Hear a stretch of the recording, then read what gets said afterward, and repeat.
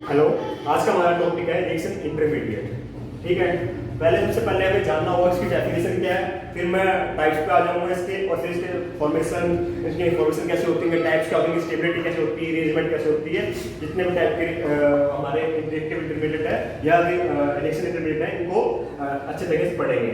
सबसे पहले देख लेते हैं हम कि इंटरमीडिएट रिएक्टिव में होता क्या है। मान लो कोई रिएक्शन टेक प्लेस करती है तो कैसे होती है, यहाँ रिएक्टेंट होता है, हमने देखा कि प्रोडक्ट फॉर्म होता है। ठीक है, होता किसकी मदद से है, कि रिएजेंट की हेल्प से होता है। पर क्या आपको लगता है कि रिएजेंट डाला और रिएक्टर डाला प्रोडक्ट मिल गया? हाँ, ऐसा होता है सिंगल स्टेप रिएक्शंस में, मतलब जो एक स्टेप में रिएक्शन हो रही हो उनमें ऐसा हो सकता है। पर जो रिएक्शन कई स्टेप्स लेती हो, बहुत सारे स्टेप्स में यहाँ तक पहुंच रही हो, उनमें डायरेक्टली रिएक्टेंट से प्रोडक्ट का फॉर्मेशन नहीं होता है। उनके अंदर हमें इंटरमीडिएट्स की जरूरत पड़ती है। उन इंटरमीडिएट्स को हम देखते हैं क्या होते हैं, और साथ में जानेंगे ट्रांजिट स्टेट क्या होती है। इंटरमीडिएट जहाँ जहाँ होंगे वहाँ ट्रांजिट स्टेट साथ में जरूर चलेगी, जब इस बात का हमें ध्यान रखना है, तो इसलिए ट्रांजिट स्टेट का जानना बहुत जरूरी है। और याद रखना, जैसे अब जैसे कोई भी रिएक्शन होगी, मालूम रिएक्शन होती है, ठीक है, रिएक्शन हुई तो उसमें दो चीज जरूर होगी, ध्यान रखने वाली बात है। बोर्ड का फॉर्मेशन, बोर्ड की ब्रेकिंग कर ले, वैसा बोर्ड का फॉर्मेशन। ठीक है, अगर बोर्ड का फॉर्मेशन होगा ना तो हमें एनर्जी को देनी पड़ेगी, मतलब एनर्जी की रिक्वायरमेंट है, इस बात का ध्यान रखना।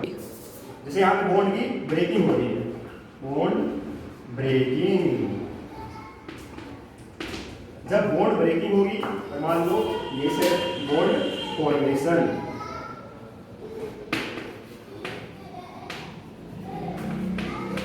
जब हमें बोर्ड की ब्रेकिंग होगी ना, जब कोई बोर्ड तोड़ना होगा उस टाइम हमें एनर्जी देनी पड़ेगी, एनर्जी की रिक्वायरमेंट है। पर जब बोर्ड फॉर्मेशन हो रहा होगा ना तो ध्यान रखना इस बात का कि एनर्जी रिलीज होगी, एनर्जी रिलीज होगी। और एक बात हमेशा ध्यान रखना, जब कभी भी हम कोई प्रोडक्ट की स्टेबिलिटी होनी चाहिए, मतलब जब प्रोडक्ट स्टेबल होना चाहिए, उसके लिए बात जरूरी है कि जो एनर्जी रिलीज है वो हमेशा ज्यादा होनी चाहिए एनर्जी रिक्वायरमेंट से। इस बात का खास ध्यान रखना। और हमें वैसे ही पता है कि energy is emotionally proportional to stability, इस बात का ध्यान लेके चलना है आपको। ठीक है, अब जल्दी जानते हैं तो ट्रांजिट क्या होती है और फिर क्या इंटरमीडिएट्स क्या होते हैं, फिर मेन टॉपिक पे आते हैं, उनके टाइप्स पे, इनकी फॉर्मेशन पे, तो सारी चीजों पे हम जल्दी आते हैं, क्योंकि हमारा मेन टॉपिक इंटरमीडिएट है तो उस पर आते हैं। पहले डेफिनेशन पे मैं फोकस कर रहा था ताकि पता होना चाहिए कि इंटरमीडिएट आया कहाँ से, उसका मीनिंग क्या है में। तो सबसे पहले मान लो कोई रिएक्शन लेते हैं, सिंगल स्टेप रिएक्शन चलता है। पहले मान लो ये रिएक्शन हुई A2 और सीधा बन गया हमारा A,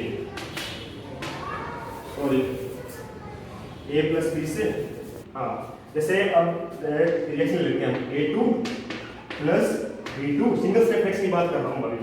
ठीक है, यहाँ बन गया AB, ठीक है, तो मान लो। ठीक है, यहाँ पता क्या हो रहा है, जो A से A है, ध्यान देखिए, A है, यहाँ पे B है, ठीक है, और यहाँ क्या बन रहा है A और B, मतलब यहाँ पे बोर्ड का क्या हो रहा है, ब्रेकिंग, यहाँ क्या हो रही है बोर्ड की ब्रेकिंग, और यहाँ क्या हो रहा है बोर्ड का फॉर्मेशन। और अभी हमने थोड़ी देर पहले मैंने बताया था आपको कि जब कभी भी बोर्ड की ब्रेकिंग होगी तो एनर्जी की रिक्वायरमेंट होगी,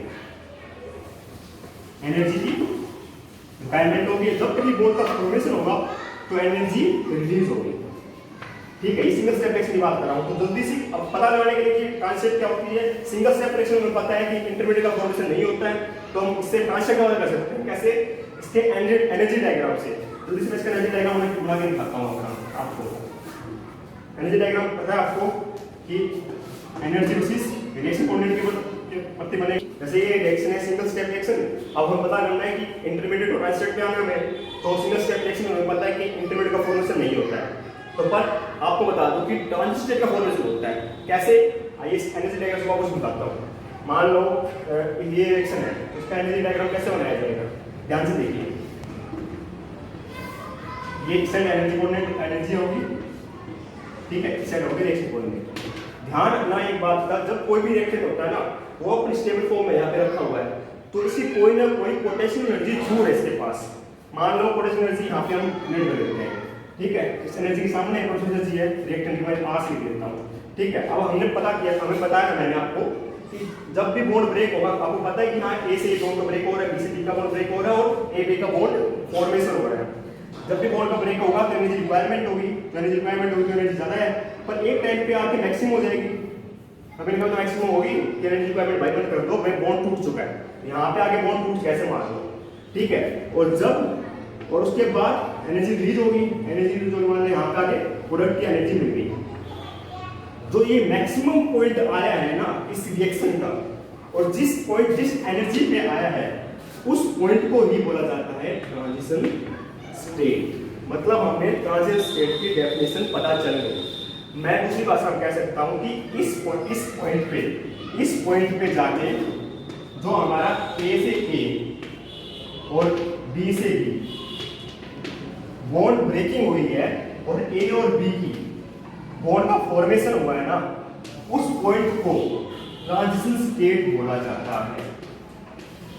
मतलब बॉन्ड का फॉर्मेशन और बॉन्ड का ब्रेकेज होना एक साथ एक ही टाइम पर, उस पॉइंट को, जिस पॉइंट पे ये होता है, जिस एनर्जी पे ये होता है, उस एनर्जी पॉइंट को बोला जाता है ट्रांजिशन स्टेट। मतलब इस रिएक्शन की ये ट्रांजिशन स्टेट थी। पर आपको बता दूं ट्रांजिशन स्टेट में कभी केमिस्ट्री नहीं पढ़ी जाती, क्योंकि ये बहुत कम टाइम के लिए दिखती है। इसकी मतलब ना तो आपको पता चलता है इसका, पर इंटरमीडिएट ऐसे होते हैं जो हम उनको एस्टेट भी आप कर सकते हैं। जैसे इस रिएक्शन में सिंगल स्टेप रिएक्शन थी तो इंटरमीडिएट का फॉर्मेशन पॉसिबल नहीं था, पर मल्टी स्टेप रिएक्शन में इंटरमीडिएट फॉर्म होते हैं। कैसे होते हैं मैं अभी आपको बताता हूँ, वो भी एनर्जी डायग्राम से। फिर हमारा अभी एक क्लियर हो गया पॉइंट कि ट्रांजिशन की डेफिनेशन क्या होती है। मैं साथ में दोनों डेफिनेशन साथ में लिखवा दूंगा, ट्रांजिशन की भी, या फिर ट्रांजिशन की पहले लिखवा देता हूँ। जैसे ट्रांजिशन की डेफिनेशन होती है ये, लिख लीजिए। ट्रांजिशन की डेफिनेशन होती है the point in energy diagram और maxima of energy diagram. Maxima point जो भी है at which bond formation and bond breaking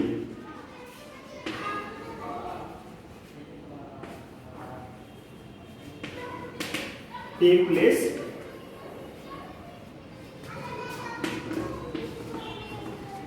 simultaneously. इस बात का ध्यान रखना।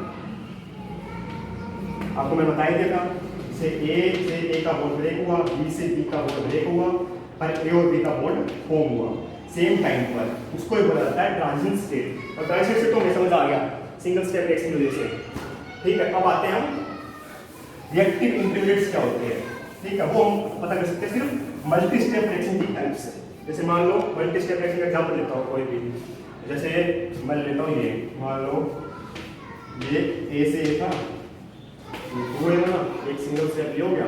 दूसरा स्टेप मैं लेता हूँ ए प्लस बी भी था, ए बी बन गया, ठीक है। चल लेता हूँ ए प्लस बी से ए बी बन गया। मतलब ये क्या हो गई, थ्री स्टेप रिएक्शन हो गई। थ्री स्टेप रिएक्शन हो गई तो इसका मतलब मल्टी स्टेप रिएक्शन है। हमें पता है इसके अंदर इंटरमीडिएट का फॉर्मेशन होगा, और वही जानना है इंटरमीडिएट का फॉर्मेशन कैसे होता है, वो हम कैसे जानेंगे, with the help of energy diagram, ठीक है। और ये तीन स्टेप रिएक्शन है, तो सिंगल एक खास बात ध्यान रखना, कोई भी मल्टी स्टेप रिएक्शन होगी ना तो हम एक साथ नहीं पढ़ सकते। इसको हमें पढ़ने के लिए सिंगल स्टेप वाइज पढ़ना पड़ेगा। मतलब पहले स्टेप पढ़ेंगे, फिर स्टेप पढ़ेंगे, फिर स्टेप पढ़ेंगे। अब ध्यान से देखो यहाँ क्या हो रहा है, इसमें क्या हो रहा है, इसको मैं ध्यान से देखिए, यहाँ क्या हो रहा है, यहाँ ए और ए का बॉन्ड ब्रेक हो रहा है। मतलब एनर्जी की रिक्वायरमेंट फर्स्ट स्टेप की बात कर रहा हूँ मैं, मतलब मैं साइड में देखता हूँ यहाँ पे ए और ए का बॉन्ड ब्रेक हो रहा है। मैं टोटल एनर्जी दिखाऊंगा ब्रेक की बॉन्ड, ध्यान रखना हमेशा आगे, ठीक है। और यहाँ क्या हो रहा है, बी का बॉन्ड ब्रेक हो रहा है और ए और बी का बॉन्ड फॉर्मेशन हो रहा है। ध्यान से देखिए, मतलब मैं समझ सकता हूँ बी और बी का तो बॉन्ड ब्रेक हुआ है और ए और बी का बॉन्ड ब्रेक होना है।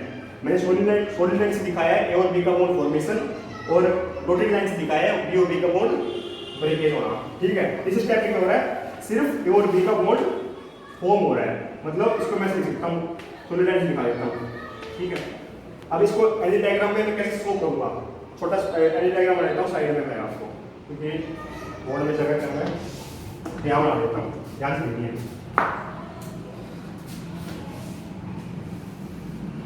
इसमें एनर्जी डायग्राम है, तो सबसे पहले देखिए क्या हो रहा है, पहला स्टेप, दूसरा स्टेप, तीसरा स्टेप। पहले स्टेप में क्या हुआ, ए और ए का बॉन्ड ब्रेक हुआ। दूसरे स्टेप में क्या हो रहा है, बी का बॉन्ड ब्रेक हो रहा है और ए और बी का बॉन्ड फॉर्म भी हो रहा है। तीसरे स्टेप में क्या हुआ है, सिर्फ ए और बी का बॉन्ड फॉर्म हो रहा है। तो हम इनको अलग अलग तरीके से देखेंगे। मैं एनर्जी डायग्राम दिखाता हूं आपको, कैसे ट्रांसलेट बनती है, कैसे इंटरमीडिएट बनता है। ध्यान से देखिए, सबसे पहले इस साइड एनर्जी थी, ठीक है, इस साइड रिएक्शन बॉन्ड था। पहले सबसे पहले रिएक्टेंट के पहले वाली तरह कोई ना कोई एनर्जी होगी, मान लीजिए एनर्जी रिएक्टेंट की, ठीक है। और फिर हम पता है सबसे पहले क्या हुआ, ए और ए का बॉन्ड ब्रेक हुआ तो एनर्जी रिक्वायरमेंट है, एनर्जी रिक्वायरमेंट है, एनर्जी बढ़ेगी, ठीक है। एनर्जी रिक्वायरमेंट तो एक मैक्सिमम आएगा, ठीक है, ट्रांजिशन बन गई पहले स्टेप की, ठीक है। फिर क्या हो रहा है आपको पता है कि नीचे जाएगी रिएक्शन, क्योंकि एनर्जी रिलीज होगी, पहले रिलीज होने से पहले इंटरमीडिएट फॉर्म हो रहा है, बी और बी का बॉन्ड, वो मान लो यहाँ पे हो रहा है। उसके बाद क्या हो रहा है, ए और बी का बॉन्ड, बी और बी का बॉन्ड ब्रेकेज हो रहा है, तो ये ट्रांसलेट फिर बनेगी। फिर ए और ए का बॉन्ड बढ़ रहा है, ठीक है, पर ये बॉन्ड बढ़ रहे हैं, पर ध्यान रखना इस बात का, ये प्रोडक्ट नहीं है, ठीक है। आखिर में क्या हो रहा है, ए और बी बॉन्ड बढ़ रहे हैं, तो फिर से एनर्जी देनी पड़ेगी, यहाँ ट्रांसलेट पड़ेगी और आखिर में ये प्रोडक्ट बना है। ध्यान से देखिए चीज को, मतलब ये तीन चीज क्या है, हमें पहले जान लेते हैं कि ट्रांजिशन स्टेट है। इस पर क्या पता चलता है कि जब तीन स्टेप रिएक्शन है तो तीन ट्रांजिशन बनी है। ये क्या हुआ, प्रोडक्ट हुआ, ये क्या हुआ, रिएक्टेंट हुआ। पर ये क्या है, ये ना प्रोडक्ट है, ना रिएक्टेंट है, ना ये ट्रांजिस्टेंट है, यही तो रिएक्शन के इंटरमीडिएट, रिएक्शन के इंटरमीडिएट है, इनको बोला जाता है रिएक्टिव इंटरमीडिएट कोई भी रिएक्शन का। तो आपको समझ आ गया है मुझे लगता है, जहाँ तक मैं सही हूँ। तो इसकी डेफिनेशन निकालता हूँ जल्दी सी, रिएक्शन इंटरमीडिएट की क्या होती है। मतलब रिएक्शन इंटरमीडिएट डेफिनेशन होती है, आ रहा है they participate in the reaction or help in the formation of reaction product, participate in the reaction or help in formation of product,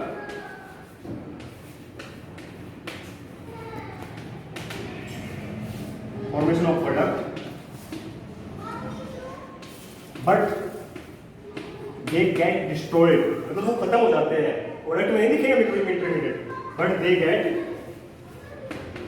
destroyed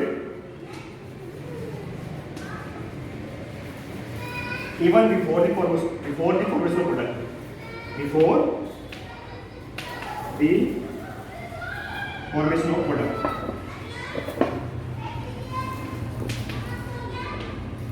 मुझे लगता है आपको ये बात पूरी तरह समझ आती है, तो इससे बता देता हूँ।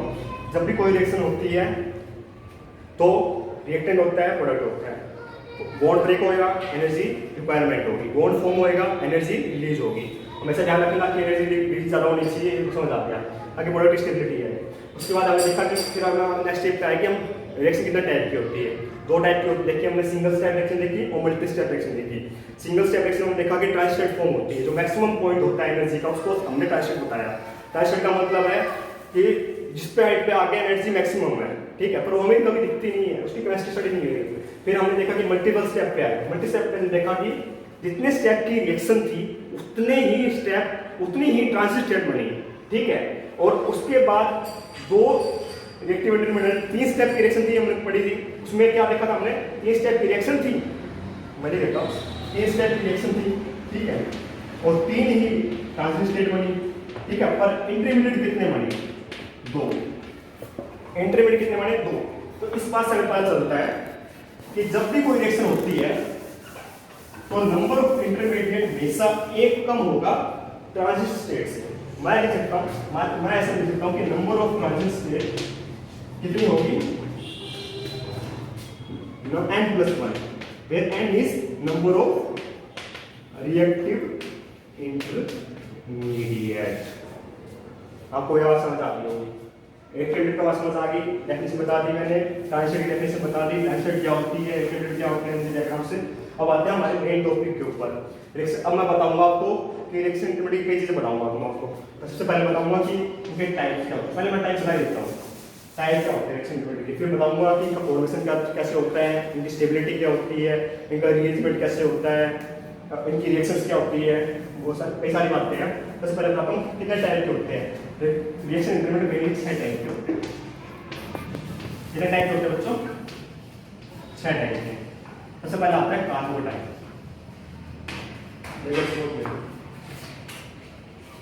पहले आता है कार्बोटाइप। इनको मैं ब्रीफली समझाऊंगा हर एक को। अभी मैं थोड़ा बता देता हूँ कितने टाइप के होते हैं। आता है कार्बोनाइन, फिर आता है कार्बन फ्री रेडिकल,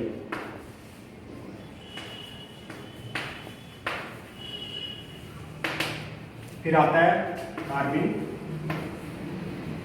फिर आता है नाइट्रीन, फिर आता है अब साथ में बेंजीन। जो स्टार्टिंग के 3 है ये हमारे नीट में, जेई मेंस में, जेई एडवांस तक काम आते हैं, मतलब 12th क्लास तक ये मेन काम आते हैं। और जैसे हम नेट गेट में आईआईटी जेल की बात करेंगे तो हमें इनकी बात करनी है, कार्बिन की, नाइट्रीन की, बेंजीन की। अब मैं सबसे पहले आपको बताता हूँ कि इनका फॉर्मेशन कैसे होता है कार्बोटाइन का। अब फिर मैं अलग से ब्रीफली समझाऊंगा हर एक इंटरमीडिएट को। टाइप पढ़ लिए हमने, 6 टाइप के होते हैं कार्बोटाइन, कार्बोनाइन, फ्री रेडिकल, बेंजीन, कार्बिन, नाइट्रीन। सबसे पहले देखते हैं कि जैसे कोई भी बॉन्ड, जैसे मान लो पहले हमें पता पड़ेगा बॉन्ड की क्लीवेज। बॉन्ड की क्लीवेज 2 टाइप की होती है, सबको पता है, नहीं पता तो बता रहा हूँ। 2 टाइप की होती है, नोट करो इस बात को। कैसे क्या टाइप होता है? एक होता है होमोलाइटिक क्लीवेज, एक होती है हेटेरोलाइटिक क्लीवेज। नाम सुना चल रहा होगा, होमो मतलब एक साथ, हेटेरो मतलब अलग अलग। अब देखिए जैसे मान लो ए और ए है, ठीक है, तो ये क्या होगा, ये जो आपको पता है कि एक बॉन्ड के अंदर 2 इलेक्ट्रॉन होते हैं, तो होमो का मतलब होता है कि दोनों बराबर बांट दिया हमने, मतलब ये एक इलेक्ट्रॉन इसको दे दिया, एक इलेक्ट्रॉन इसको दे दिया, ये क्या बनेगा A प्लस A, मतलब फ्री रेडिकल बनेगा। मतलब हमें एक चीज पता चले कि जो फ्री रेडिकल इंटरमीडिएट होता है उसकी फॉर्मेशन होमोलाइटिक क्लीवेज की वजह से होती है। अब जैसे हेटेरोलाइटिक क्लीवेज है, हेटेरोलाइटिक क्लीवेज कैसे होगी? मान लो A और B है, A और B मान लो, ये मान लो, ठीक है, A और B है, तो इसमें दोनों के दोनों इलेक्ट्रॉन किसी एक को मिल जाएंगे। मान लो दोनों इलेक्ट्रॉन B को मिल गए, दोनों इलेक्ट्रॉन B को मिलेंगे तो B के ऊपर नेगेटिव चार्ज आ जाएगा इलेक्ट्रॉन के एक्सेस होने की वजह से, और एक ऊपर कैसा आएगा? Positive charge. ध्यान रखना, A के ऊपर पॉजिटिव चार्ज आया और B के ऊपर नेगेटिव चार्ज आया है। जो B के ऊपर इसको बोला जाता है कार्बन अनायन। मतलब कार्बन मान लो एक टाइप का, कार्बन के ऊपर नेगेटिव चार्ज आना कार्बन आयन है, कार्बन के ऊपर पॉजिटिव चार्ज आना कार्बोकटायन। मतलब होमोलाइटिक क्लीवेज से होता है फ्री रेडिकल, हेटेरोलाइटिक क्लीवेज से मिलता है कार्बोकटायन और कार्बोनाइन। जो कार्बिन, नाइट्रीन और बेंजीन, उनकी हम अलग से बात करेंगे। सबसे पहले मैं आपको ब्रीफली बता देता हूँ सारा कुछ कार्बोकटायन के बारे में। अब मैं सारी चीज बताऊंगा कार्बोकटायन के बारे में। कार्बोकटायन इंटरमीडिएट हम ढंग से पढ़ेंगे, बिल्कुल अच्छी तरह से। मतलब सबसे पहले देख लेता हूँ मैं कार्बोकटायन का मतलब क्या होता है? कार्बन के ऊपर पॉजिटिव चार्ज। मान लो मिठाई कार्बोकटायन है, सबसे सिंपल कार्बोकटायन है, ठीक है, मिठाई कार्बोकटायन सबसे सिंपल कार्बोकटायन है। और इंटरमीडिएट को पढ़ना बहुत जरूरी है क्योंकि हर रिएक्शन में काम आता है, उनके रिएक्शन फिजिबल ही नहीं है, ठीक है। सबसे पहले इसके बारे में क्या क्या बात पढ़ेंगे? इसके बारे में कार्बोकटायन की सबसे पहले पढ़ेंगे हम स्ट्रक्चर के बारे में, फिर इसकी रिएक्शंस के बारे में, ठीक है। स्ट्रक्चर होगी, रिएक्शन होगी, रिएक्टिविटी होगी, ठीक है, रिएक्टिविटी देख लेंगे भाई, ठीक है, फिर इनकी स्टेबिलिटी देख लेंगे, ठीक है। फिर आप देख लेंगे कार्बोकटायन की रीअरेंजमेंट, ये बहुत इंपॉर्टेंट है रीअरेंजमेंट। इसके ऊपर बहुत सारी नेम रिएक्शन डिपेंडेंट है, ठीक है। उससे पहले स्ट्रक्चर की बात, सबसे पहले उसके बाद हम देखेंगे इनकी बनता कैसे है, फॉर्मेशन कार्बोकटायन डिफरेंट रिएक्शन में, ठीक, ये भी देख लेंगे। जल्दी से आता हूँ आपको, जल्दी से बता देता हूँ मैं सबसे पहले स्ट्रक्चर के बारे में ध्यान रखना। अगर आप देखिए मैंने स्ट्रक्चर देखो, जैसे मान लो एक कार्बोकटायन है, ठीक है, ये X, ये X, ठीक है, ये प्रोटीन चार्ज। इसकी स्ट्रक्चर में याद रखना, आपको पता चल जाएगा sp2 हाइब्रिडेशन है, sp2 हाइब्रिडेशन होती है, ठीक है, हमेशा प्लेनर स्ट्रक्चर होती है, हमेशा प्लेनर होती है। अगर कार्बोकटायन प्लेनर है ना तभी वो स्टेबल है। इसके अंदर एम्प्टी p ऑर्बिटल होना जरूरी, एम्प्टी p ऑर्बिटल होता है। अब आप कहोगे p ऑर्बिटल या एम्प्टी क्यों है ऑर्बिटल तो इसलिए इसके अंदर, क्योंकि एम्प्टी वही रहता है, मतलब इसके जिसमें इसकी स्टेबिलिटी कम हो, एम्प्टी वही रहता है, ठीक है। वो उस ऑर्बिटल को हम एम्प्टी रखते हैं, इसकी स्टेबिलिटी कम होती है, उसको एनर्जी ज़्यादा रखते हैं, मतलब p ऑर्बिटल की एनर्जी यहाँ पे ज़्यादा है इसकी कंपैरिजन में, ध्यान रखना, ठीक। अब मैं कैसे प्रूव करूँगा कि इसका स्ट्रक्चर प्लेनर ही होता है, तो इसके हम देख सकते हैं न्यूक्लियोफाइल को अटैक करा के देख सकते हैं। मान लो कार्बोटाइन था, तो इसका एक्सपेरिमेंट के थ्रू बता रहा हूँ आपको, ये मेरी बात नहीं है, न्यूक्लियोफाइल अटैक करेगा, इसको पाया है कि न्यूक्लियोफाइल जब अटैक किया तो न्यूक्लियोफाइल तो ऑर्बिटल भी अटैक कर सकता है, ऑर्बिटल भी अटैक कर सकता है। तो सबसे पहले मान लो ऑर्बिटल अटैक किया न्यूक्लियोफाइल ने, तो न्यूक्लियोफाइल ऑर्बिटल हो जाएगा, ठीक है, और ये H हो गया, ये H हो गया, ये H हो गया। अगर ग्लोबल अटैक करता तो ये सोल्डिया हो जाएगा, फिर एरिया हो तो प्लेन ग्लोबल प्लेन आ जाएगा, ठीक है। अगर ग्लोबल अटैक करता तो ग्लोबल प्लेन न्यूक्लियोफाइल आ गया, और प्लेन H आ गया, ठीक है, ये H हो गया और ये H हो गया। साइंटिस्ट ने बताया कि जब ये प्लेनर है ना तभी ये इंसेंसियो में बढ़ रहे हैं, हमको पता है, या वाला प्लेन दूसरा प्लेन क्या आपस में इंसेंसियो में बढ़ रहे हैं, मतलब रेसिंग मिक्स में बढ़ रहे हैं, क्या बन रहे हैं, रेसिंग मिक्स में बढ़ रहे हैं।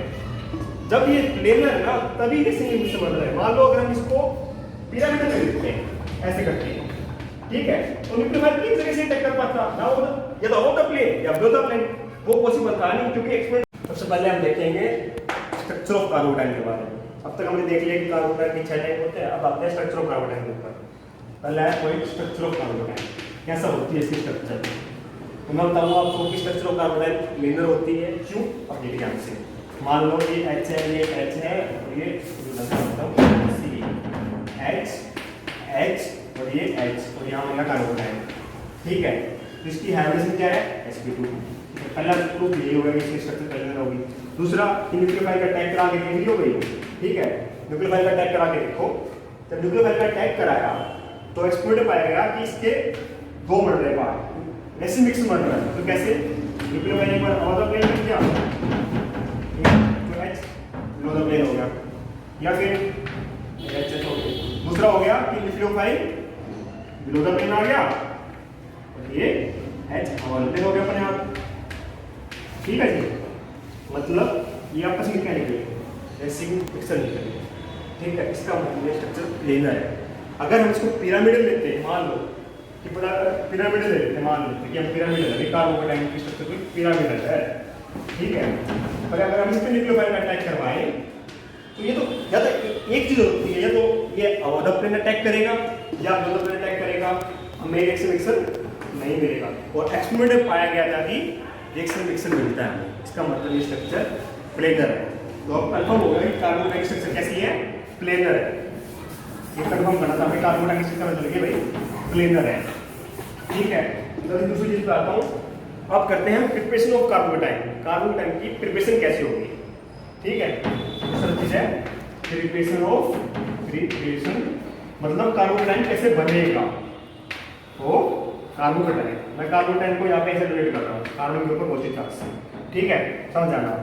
पहला है फ्रॉम एल्कीन से प्रिपेयर करते हैं, ठीक है। एल्कीन से कैसे प्रिपेयर होगा, मान लो एल्कीन है, ठीक है, सिंपलेस्ट एल्कीन ले रहा हूँ मैं इथीन, ठीक है, ये H ये H ये H ये H, ठीक है। इसमें डाल देते हैं हम HBr, मान लो, ठीक है।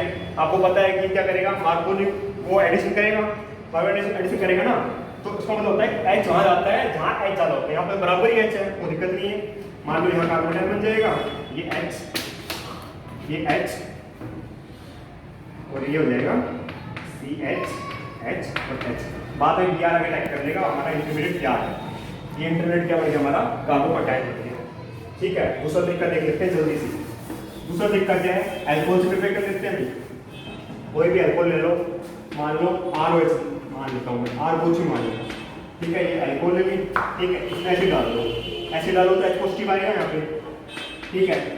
जो OH का लोन पेयर है वो क्या करेगा, इसके ऊपर लोन पेयर है, आपको पता है, इसको अटैक करेगा, न्यूक्लियोफाइल अटैक करेगा, अटैक करा तो OH2 पॉजिटिव हो जाएगा। आपको पता है कि OH2 पॉजिटिव अच्छा लीविंग ग्रुप है, तो क्या कर जाएगा, लीव कर जाएगा, लीव करके हमारा क्या आएगा, R के ऊपर पॉजिटिव चार्ज आ जाएगा, क्योंकि इलेक्ट्रॉन्स तो बाहर चले गए ना, तो अगर जैसे ही R के ऊपर पॉजिटिव चार्ज आएगा वैसे हमारा कार्बोकेटाइन का फॉर्मेशन हो गया। मतलब में दूसरा तरीका चल गया, पहला तरीका कहता है कि दूसरा तरीका क्या मिला हमें, एल्कोहल। ठीक है, जल्दी से हम थर्ड वे पे आते हैं, तीसरे तरीके पे आते हैं। तीसरा तरीका क्या है, एल्कीन हो गया, एल्कोहल हो गया, तो तीसरे तरीका हम किससे कर सकते हैं, एल्काइल हाइड्रेट से। एल्काइल हाइड्रेट में मान लो कोई भी ले लो, CH3 CH2 Cl ले लो, ठीक है, CH3 CH2 Cl ले लिया भाई, ठीक है। इसमें हम मान लो देखा लेते हैं, रिएक्शन लेते हैं AlCl3। AlCl3 क्या होता है, यूरिक एसिड होता है। ध्यान रखना खास बात कि जो एल्यूमिनियम है ना, इसके पास वैलेंस इलेक्ट्रॉन होते हैं, मतलब इसके पास वैलेंसी पूरी नहीं है, इसकी ऑक्टेट कंप्लीट नहीं है, इसके पास 6 इलेक्ट्रॉन है, जिसको 2 इलेक्ट्रॉन चाहिए, ये क्या करेगा, लोन पेयर होते हैं, वो भाग के इसको देंगे और ये बन जाएगा CH3 CH2 Cl के ऊपर पॉजिटिव चार्ज और AlCl3, ठीक है। ये क्या करेगा, इसको पॉजिटिव चार्ज आ गया, ये अच्छा लिविंग ग्रुप बन चुका है, निकल जाएगा और हमारा कार्बोकेटाइन तैयार हो गया, मतलब हमारा इंटरमीडिएट बन गया, कार्बोकेटाइन इंटरमीडिएट की फॉर्मेशन हो गई। चलो भाई ये देख लिया हमने, ठीक है। तीसरा देखिए, 3 तरीके देख लिए अब तक, एल्कोहल देख लिया, एल्कीन देख लिया, अल्काइल देख लिया। चौथा तरीका हो सकता है डाइल्यूटाइजेशन कर सकते हैं। मैं 3-4 तरीके बता रहा हूँ आपको, तरीके बहुत सारे, जैसे जैसे आप रिएक्शन पढ़ोगे ना तो पता चल जाएगा कार्बोकेटाइन यहाँ बन रहा है, ठीक है।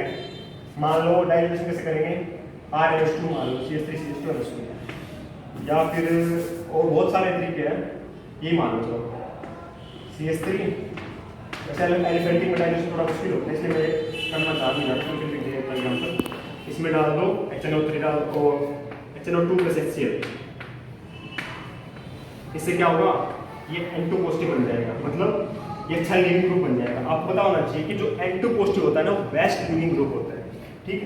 CH3 CH2 N2 पॉजिटिव, ठीक है, ये निकल जाएगा और हमारा कार्बोकेटाइन बन जाएगा।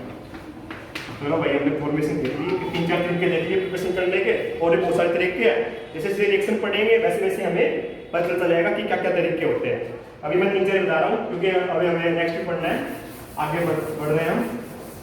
अब हम पढ़ेंगे टाइप्स ऑफ कार्बोकेटाइन के ऊपर, कितने टाइप के होते हैं कार्बोकेटाइन। वैसे तो लोगों ने बहुत सारे डाल रखे हैं, मैं 4-5 अच्छे से बता देता हूँ, उनमें मोस्टली सारे कवर हो जाएंगे। देखो है टाइप्स ऑफ कार्बोकेटाइन, कार्बोकेटाइन को किससे कार्बन को पॉजिटिव करके दिखाता हूँ, ठीक है, समझ जाना, या फिर मैं लिख देता हूँ कार्बोकेटाइन। पहले टाइप्स ऑफ कार्बोकेटाइन लिख लेंगे, फिर उनके बीच में स्टेबिलिटी देख लूँगा मैं, बता दूंगा वो कि उनके बीच में क्या क्या, कौन ज़्यादा स्टेबल है, कौन कम स्टेबल है, किस बेसिस पे है वो, ठीक है, ये बता दूंगा मैं। जैसे टाइप ऑफ कार्बोकेटाइन में पहले मान लो कई टाइप के होते हैं, एरोमेटिक कार्बोकेटाइन, एरोमेटिक कार्बोकेटाइन, ठीक है। दूसरा देख लो नॉन एरोमेटिक या फिर एंटी एरोमेटिक होते हैं, एंटी एरोमेटिक कार्बोकेटाइन। तीसरा मान लो बेंजाइलिक कार्बोकेटाइन, बेंजाइलिक कार्बोकेटाइन, समझ रहे हो आप। चौथा देख लो, बहुत सारे टाइप के हैं, तो एरोमेटिक हो गया, एरोमेटिक हो गया, कई लोग बोलते हैं सब्स्टिट्यूटिव कार्बोकेटाइन, सब्स्टिट्यूटिव कार्बोकेटाइन, बताऊँ आपको क्या क्या मतलब है इन सबके।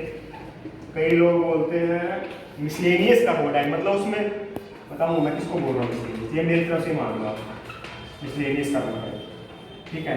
थोड़ा एक्सेप्शन का केस है, उसमें मैं होता बोलूँगा, इसके अंदर जो बताऊँगा उसी में होता, ठीक है।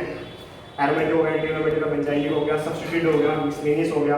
तो फिर आते हैं सिंपलेस्ट कार्बोकेटाइन, आगे कोई सिंपल कार्बोकेटाइन कोई मान लो बच गए एक्स्ट्रा, जैसे इथाइल ग्रुप बन गई, तो कहीं ना कहीं आएगा, ठीक है। फिर हाइड्रोजन देखते हैं, ठीक है। ये हो गए टाइप्स ऑफ। ध्यान रखना एक बात का कि एरोमेटिक कार्बोकेटाइन का मतलब है कि ये कार्बोकेटाइन बनने के बाद कंपाउंड एरोमेटिक हो गया है, मतलब एरोमेटिक का मतलब होता है आपको कि बहुत ज़्यादा स्टेबल हो गया है, ठीक है। एंटी एरोमेटिक का मतलब है कि एंटी एरोमेटिक बनने के बाद मतलब कार्बोकेटाइन बनने के बाद कंपाउंड एंटी एरोमेटिक हो गया, स्टेबिलिटी कम हो गई, ठीक है। क्योंकि आपको पता है एंटी एरोमेटिक लीस्ट स्टेबल होते हैं, ठीक है। अब हम सबको धीरे धीरे आपको पढ़ाता हूँ, क्योंकि बीच में डिफरेंस बताता हूँ, सारे कार्बोकेटाइन के बारे में एक एक करके बताता हूँ आपको। सबसे पहले ले लेते हैं एरोमेटिक कार्बोकेटाइन। एरोमेटिक कार्बोटाइल मान लो एग्जांपल सी के ऊपर पॉजिटिव, ये कार्बन पता है, ये कार्बन के ऊपर पॉजिटिव चार्ज आ गया तो कार्बोटाइल है। और ये देखो ये एरोमेटिक का रूल फॉलो कर रहा है, ध्यान से देखो, 2 पाई बॉन्ड है, लिनर है, sp2 है, सारे कार्बन लिनर है, अक्कल रूल फॉलो कर रहा है। अक्कल रूल क्या करता है, 4n+2 पाई रूल फॉलो करना चाहिए, ठीक है। यहाँ पे क्या है, n क्या है 0 है, 2 पाई इलेक्ट्रॉन है कंजुगेशन के अंदर, मतलब ये कार्बोकटाइल होने वजह से कंपाउंड एरोमेटिक हो रहा है, इसलिए इसको बोलेंगे हम एरोमेटिक कार्बोकटाइल, ठीक है। दूसरा देख लो एंटी एरोमेटिक, एग्जांपल धीरे धीरे बता रहा हूँ आपको। एंटी एरोमेटिक का एग्जांपल ले लो, मान लो ये ले लो एंटी एरोमेटिक कार्बोकटाइल, मतलब 4n+2 क्या ये क्या कर रहा है, 4n+2 यहाँ पे क्या हो रहा है, यहाँ 4n पाई रूल फॉलो कर रहा है, ठीक है। इसका मतलब क्या एरोमेटिक है, एंटी एरोमेटिक है, सॉरी ये क्या सारे प्लेनर है, sp2 है, ठीक है। और ये 4n पाई रूल फॉलो कर रहा है, अक्कल के हिसाब से ये एंटी एरोमेटिक है। चलो एंटी एरोमेटिक क्यों कहा हमने इसको, क्योंकि ये कार्बोटाइल बनने के बाद ये कंपाउंड एंटी एरोमेटिक हो रहा है, ठीक है। तो एंटी एरोमेटिक बनेगा, इस कंपाउंड को बेंजाइलिक कार्बोटाइल कहते हैं, बेंजाइलिक कार्बोटाइल, बेंजाइलिक कार्बोटाइल। बेंजीन कार्बोटाइल मतलब होता है कि ये बेंजीन, ठीक आपको पता है, ठीक है, यहाँ इसको बोलते हैं बेंजाइल ग्रुप, ठीक, इसके ऊपर जो पॉजिटिव चार्ज आता है इसको बोलते हैं बेंजाइलिक कार्बोटाइल, ये चीज ध्यान रखना हमेशा, ठीक है। बेंजाइलिक कार्बोटाइल हो गया। अलाइलिक कार्बोटाइल जो सिंपल मतलब बोल रहा था ना आपको, सिंपल कार्बोटाइल, उनको आप अलाइलिक कार्बोटाइल बोल सकते हो, मतलब सिंपल अलाइलिक कार्बोटाइल। अलाइलिक मतलब लाइक ग्रुप से बने हो ये कार्बोटाइल, इनमें क्या हो रही है, कंजुगेशन हो सकती है, इनमें क्या सकती है, कंजुगेशन, ठीक है। कंजुगेशन से स्टेबल हो सकते हैं, ठीक है। एलाइलिक कार्बोटाइल हो गया, बेंजाइलिक हो गया, एरोमेटिक हो गया, एंटी एरोमेटिक हो गया, और कौन सा पहले मैंने आपको सब्स्टिट्यूटेड। सब्स्टिट्यूट का मतलब होता है कोई ना कोई हाइड्रो आइटम रखा हो साइड में, मतलब सब्स्टिट्यूशन हो रहा हो और कार्बोटाइल की स्टेबिलिटी को बढ़ा रहा हो, कैसे कैसे करते हैं। मान लो एग्जांपल लेता हूँ, R CH2O पॉजिटिव हो रहा है, ये कार्बोटाइल हमको पता है, यहाँ पे इसके पास क्या रोल है, इसको देना चाहिए ताकि ये कार्बोटाइल के जो बैलेंसी है, जो पी ऑर्बिटल खाली है, वो फिल हो जाए। इस टाइप के कार्बोटाइल को बोलते हैं सब्स्टिट्यूटेड कार्बोटाइल, जहाँ कोई ना कोई हमें सब्स्टिट्यूशन मिल जाए, ठीक है। अब मैं बता देता हूँ, मिसलेनियस मैंने बताया था, मिसलेनियस को ऐसे बोल देते हैं, बता देता हूँ उसको, एक स्पेशल एग्जाम्पल है मेरे, जैसे ये कार्बोटाइल होते हैं वो एक्सट्रीमली स्टेबल होते हैं, क्यों, क्या आपको देखिए ध्यान से, यहाँ पे 60 डिग्री है, ठीक है, तो ये आपको पता है बहुत स्ट्रेन sp3 कार्बन है और 60 डिग्री कार्बन बन रहा है। आपको पता है कि sp3 कार्बन के अंदर 109 डिग्री 28 मिनट एंगल होना चाहिए, 109 डिग्री 28 मिनट एंगल होना चाहिए, पर है कितना एंगल, 60 डिग्री, तो ये चाहता है कि खुलना चाहता है, ठीक है। इसी को बोलते लोग डांस की रेजिस्टेंस हो जाएगा, फिर खुलेगा कैसे हो जाएगा, यहाँ गया ये हो जाएगा ऐसे, ये डबल बोल हो जाएगा, देखिए, ठीक है। ये थोड़ा स्टेबल होता है, ध्यान रखना, पर एक बात ध्यान रखना, स्टेबल होता है पर एरोमेटिक से कम स्टेबल होता है। जो एरोमेटिक कार्बोटाइल होते हैं वो मोस्ट स्टेबल माने गए हैं, और जो एंटी एरोमेटिक कार्बोटाइल होते हैं वो लीस्ट स्टेबल माने गए हैं, ठीक है। मैं स्टेबिलिटी दिखा देता हूँ सबके बीच में, कैसे कैसे कौन सा स्टेबल कौन कम स्टेबल है, ठीक है। वैसे पहले स्टेबिलिटी लिखवाने से पहले लिख लो आप, सबसे ज़्यादा स्टेबल होते हैं एरोमेटिक कार्बोटाइल, और सबसे ज़्यादा स्टेबल एरोमेटिक कार्बोटाइल। उसके बाद कौन से आते हैं, ये तो मैं अभी बताया था आपको, मिसलेनियस में बोल दे रहा हूँ, ठीक है, मिसलेनियस वाला, ठीक है, इस पर ध्यान रखने के एग्जाम्पल मान लो इसका, ठीक है, थोड़ा स्टेबल होता है, ठीक है। तीसरा आ जाता है सब्स्टिट्यूट वाले, ठीक है, सब्स्टिट्यूट वाले होते हैं। सबसे आखिर में आते हैं एंटी एरोमेटिक वाले, एंटी वाले, ध्यान रखना इसका, एंटी एरोमेटिक होते हैं लीस्ट स्टेबल ऑफ कार्बोटाइल, एक खास बात है। टाइप्स ऑफ कार्बोटाइल बदल गया, आपको स्टेबिलिटी देखना पड़ सकता है, और मैं एग्जाम्पल करता हूँ आपको, फिर आपको समझाता हूँ ये कैसे मैंने बताया, ठीक है। और देखने के तरीके क्या क्या है, देखने के तरीके हैं हाइपर कंजुगेशन, इंडक्टिव इफेक्ट, ठीक है, रेजोनेंस, कि हम स्टेबिलिटी को कंपैरिजन कैसे करेंगे, देखने का मतलब है कि कंपैरिजन कैसे करेंगे स्टेबिलिटी का, डिफरेंट कार्बोटाइल के बीच में स्टेबिलिटी का कैसे कंपैरिजन करेंगे। तो हाइपर कंजुगेशन कर सकते हैं, इंडक्टिव इफेक्ट कर सकते हैं, रेजोनेंस से कर सकते हैं, मैं बताता हूँ कैसे, ठीक है। एरोमेटिक तो है ही मोस्ट स्टेबल, मान लो कि मैं ले लेता हूँ ये कार्बोटाइल मैंने ये ले लिया, ठीक है, ये ले लिया, दूसरा ले लिया मैंने CH3 CH2 पॉजिटिव। तो आपको आंख बंद करके बता देना कि ये कब जा सकते, क्यों? क्योंकि ये एरोमेटिक।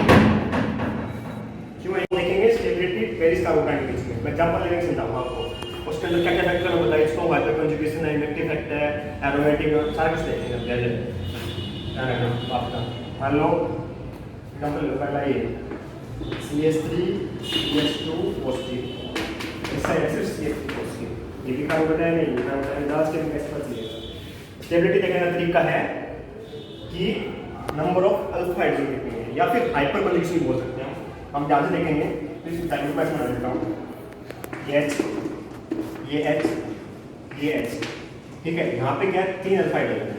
अल्फा हाइड्रोजन का मतलब होता है जो कार्बन के नेक्स्ट कार्बन में जितने हाइड्रोजन है, ठीक है। यहाँ क्या है, यहाँ पे अल्फा हाइड्रोजन 0, ठीक है। मतलब ये 3 हाइड्रोजन वीक डोनेशन कर सकते हैं इसके एम्प्टी पी ऑर्बिटल के अंदर, ठीक है।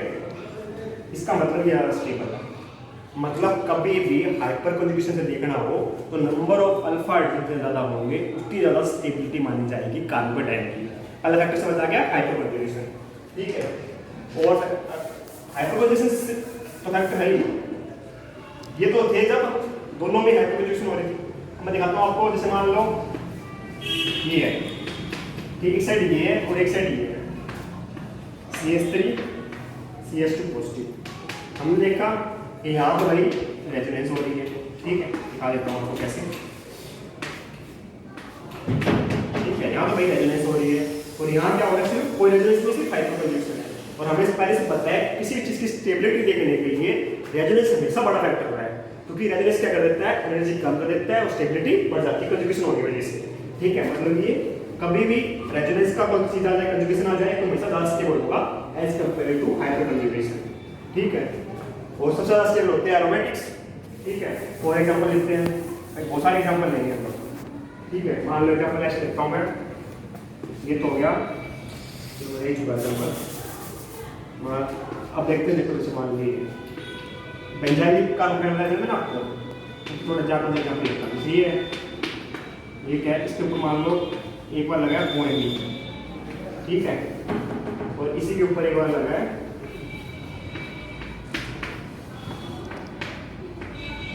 NO2, समझ रहे हो आप? ये क्या है, अपने लोग सबको पता है, इसके पास इलेक्ट्रॉन डोनेटिंग ग्रुप है। तो क्या करेगा, कार्बन को स्टेबलाइज कर देगा, क्योंकि कहीं ना कहीं ये रेजोनेंस हो गई, इस कार्बन के पास इलेक्ट्रॉन जाएंगे। और ये क्या करेगा, इलेक्ट्रॉन विड्रॉइंग ग्रुप है।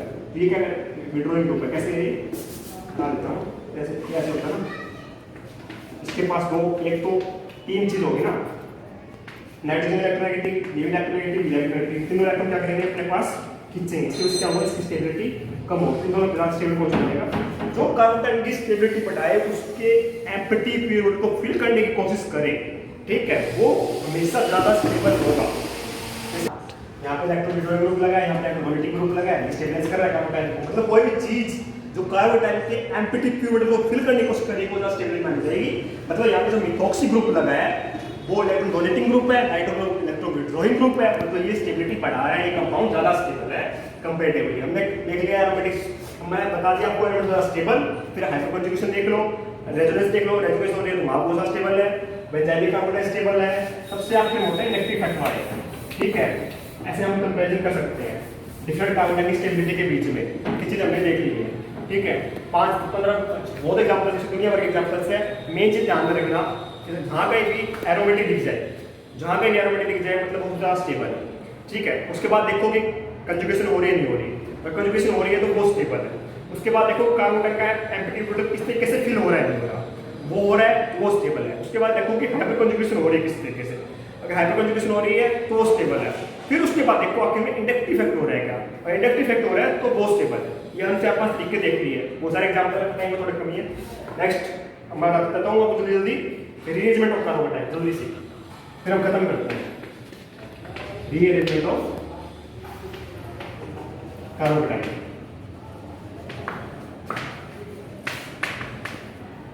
कार्बोटाइल की चीज बता देता हूँ आपको। जो SN1 रिएक्शन होती है उसमें जो इंटरमीडिएट बनता है वो कार्बोटाइल बनता है। SN2 रिएक्शन में कोई इंटरमीडिएट नहीं बनता, सिर्फ ट्रांजिस्टेट बनती है, ठीक है। तो जो SN1 रिएक्शन का जो रेट है वो देखा जाता है कार्बोटाइल की स्टेबिलिटी से। और कार्बोटाइल की चीज ध्यान रखना, तो 3 डिग्री कार्बोटाइल है वो हमेशा स्टेबल होते हैं 2 डिग्री से, और 2 डिग्री होते हैं ज़्यादा 1 डिग्री से, ठीक है, 3 डिग्री का मतलब है सी ए, ये 3 डिग्री का बनाएगा। अब ढंग से बता देता हूँ आपको, ठीक है।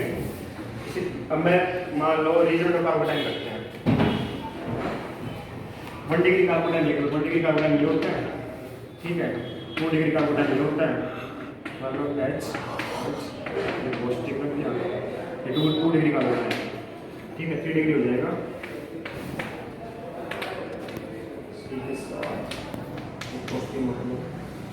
ये पॉजिटिव,